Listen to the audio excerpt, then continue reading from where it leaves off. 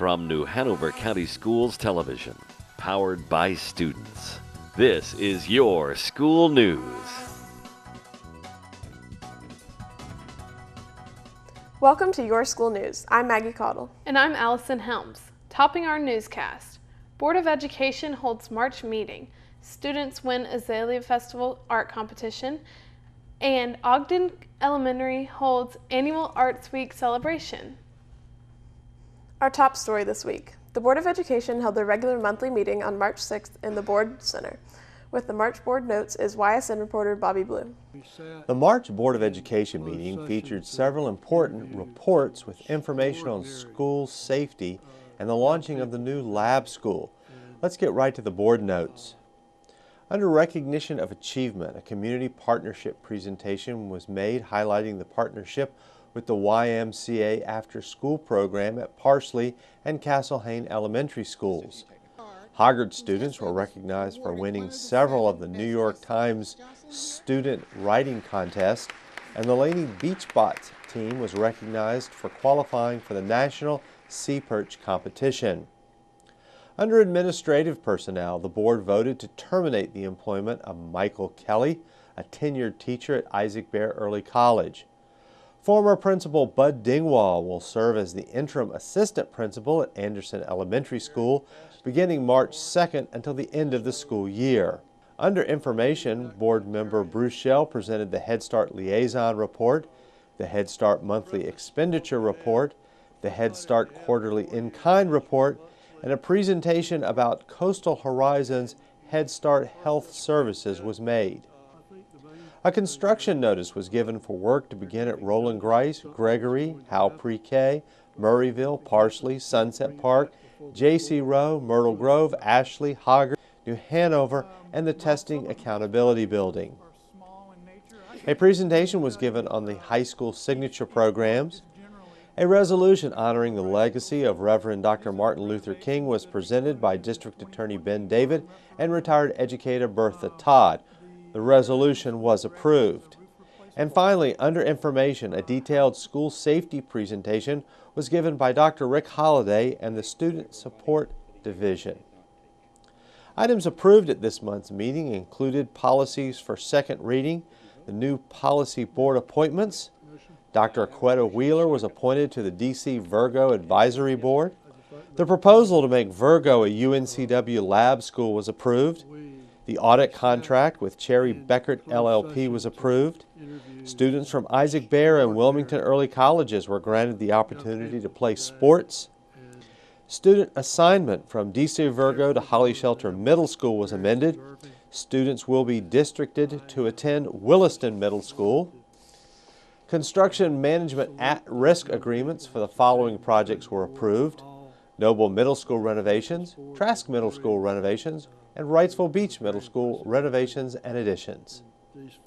The Wide Area Network contract was approved. The June Summer School proposal was approved. The board announced the 4 recipients of the board scholarships for future teachers. They will be recognized at the April 3rd meeting. The next regular Board of Education meeting will be Tuesday, April 3rd at 5:30 p.m. at the Board of Education Center, 1805 South 13th Street. As always, if you cannot attend the meeting in person, you can watch the rebroadcast here on this channel. That's your board notes for March. Congratulations to the New Hanover County Schools students for their outstanding entries in the 2018 Azalea Festival Youth Art Contest. They were recognized at a special ceremony held in the Laney High School Media Center. Winning in the K-2 elementary school division were Nina Crittenden taking second place and Ella Dudley taking third. Winners in the 3-5 elementary division were Juliana Dickerson in first, Vinnie Bisconti in third, and taking the honorable mention in the category, Kylie Brown, Isabella G., and Josiah Seagart. Middle school winners in this year's Azalea Festival Youth Art Contest were Kate Spivey in first and Malia Womble in third. Finally, the Azalea Festival Art winner in the high school division was Catherine Nielsen from Laney, with fellow Laney student Carly Colander as a runner-up. These students' artwork were selected from an impressive pool of almost 400 entries from elementary, middle, high school students across the state. The top 15 entries in each division were exhibited during the Azalea Festival at the Community Arts Center in the historic Hannah Block USO building. Students at Ogden Elementary were creating their own books, learning about poetry, and dancing at the school's annual Arts Week. The 5-day event featured a diverse and exciting arts disciplines that challenged the students and brought out their most creative nature. We get this full report on the event from YSN reporter Vanessa Bergman. The Arts Education Week at Ogden offered the students a wide variety of art disciplines designed to heighten the students' awareness of the importance of arts in their lives and introduce them to a host of new art styles. The week kicked off with relief sculpture. Students learned that relief sculpture is an artwork that projects out from a background surface. One side is flat, with the artwork being on a wall or other flat background, and the other side has dimension like a sculpture. Each student got a chance to create their own sculpture as a part of a larger school mosaic. On day 2 of Arts Week, an event geared towards getting students excited about reading, writing, and improving their speaking skills took to the stage at Ogden. Poetry Live presented an energetic and inspirational performance. And try to get people excited about bringing the written word off the page to the stage, to kind of get people, spark their enthusiasm for it. Wednesday and Thursday of Arts Week introduced students to the world of book illustrations and authorship. Students worked side by side with local author and illustrator Jane Smith to create their own masterpiece. Well, we're talking a little bit about developing characters and how you begin with sketches and how those things can change. You know, you don't have to stick with your first ideas, and the idea that you can be an author and illustrator at any age, in any time and place. The week wrapped up with the art of dance. Learning and using dance moves from around the world, the Ogden students captured the process and parts of the water cycle through movement. Ogden's Art Week acted as a great thinking agent for the students. It allowed them to draw ideas and to really think about what is going on around them, both musically and visually. Arts Week, it's inspiring. And you get to learn new things, you get to illustrate, you get to write, and you get to make your own things. Nobody has to make fun of you about it because you're having fun, and that nobody has to do anything that makes you embarrassed. That Arts Week is a week that you get to do, explore and do different kinds of things. And you can do anything you believe in to do. My favorite days was the book day and today, because the book day I got to write a book, and today it was fun because I got to move around a lot and interact with everyone. A chance to move, a chance to create, a chance to discover new sights and sounds. Ogden Elementary's annual Arts Week is a truly magical time for the students and staff. Reporting for Your School News, this is Vanessa Bergman. This is Your School News on cable and online. Look for our blue logo for all the latest news online at www.nhcs.net.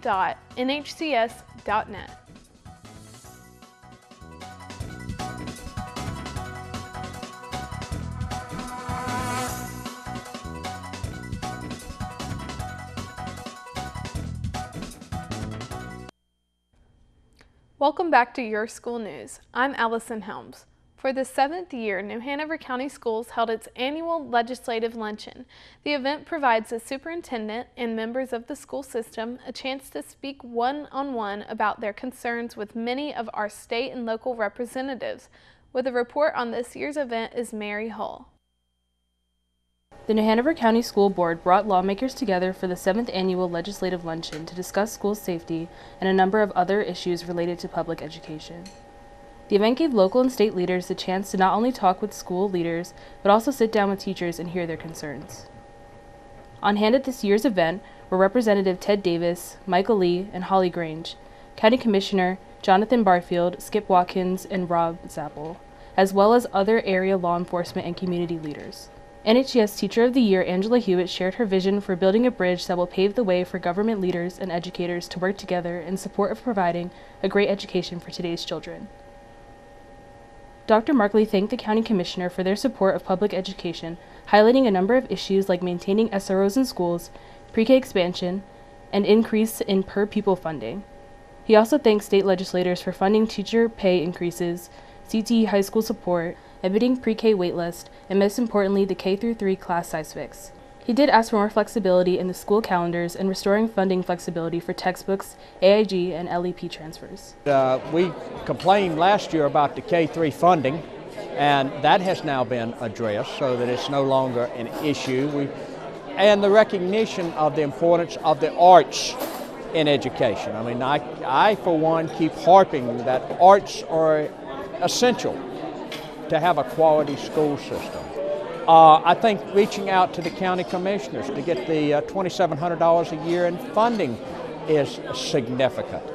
Dr. Markley opened the floor for visiting legislators. All the representatives there focus on the importance of school safety and their commitment to ensuring that our schools remain safe and secure learning environments.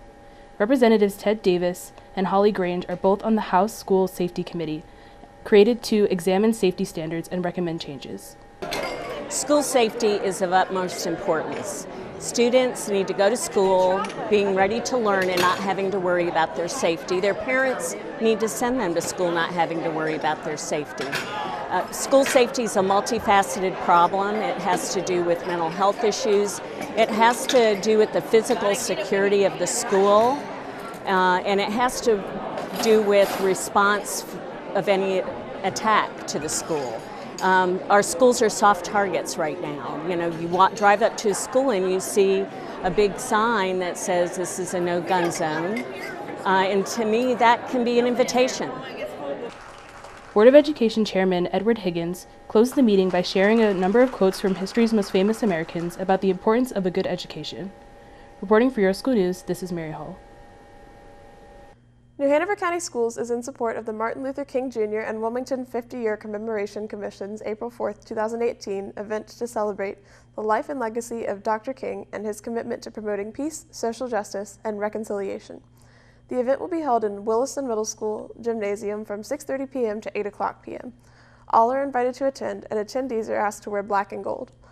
Dr. King was supposed to be speaking in Wilmington, North Carolina on the day of his assassination. With the 50th anniversary of Dr. King's death on April 4, 2018, Wilmington is uniquely situated to commemorate the occasion. During the event, a historical marker will be unveiled in the Williston Middle School Gymnasium in Dr. King's honor, as well as guest speakers and music to celebrate the occasion. Also, in support of MLK and Wilmington 50-year commemoration, NHCS students will participate in a View from the Mountaintop essay contest. Winners of the essay contest will have their essays and photos printed in the Wilmington Journal and have their essays printed in the program for the April 4th, 2018 commemoration event at Williston Middle School. They will also be featured on WECT and win a $100 prize.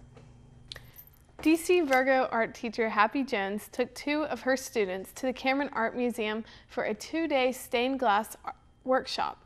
Students not only created stained glass pieces, but also learned of its history. The term stained glass can refer to colored glass as a material or to works created from it. Throughout its 1,000-year history, the term has been applied almost exclusively to the windows of churches, mosques, and other significant buildings. Although traditionally made in flat panels and used as windows, the creations of modern stained glass artists include 3-dimensional structures and sculpture. The 2 Virgo students did a fabulous job both on their artwork and by representing Virgo with class.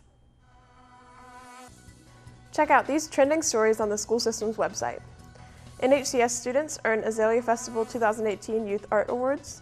NHCS announces winners from Region 2 Science and Engineering Fair. NHCS offers students opportunities to participate in initiatives to voice their concerns over Rent Parkland tragedy. And always trending is Your School News on Facebook and Twitter.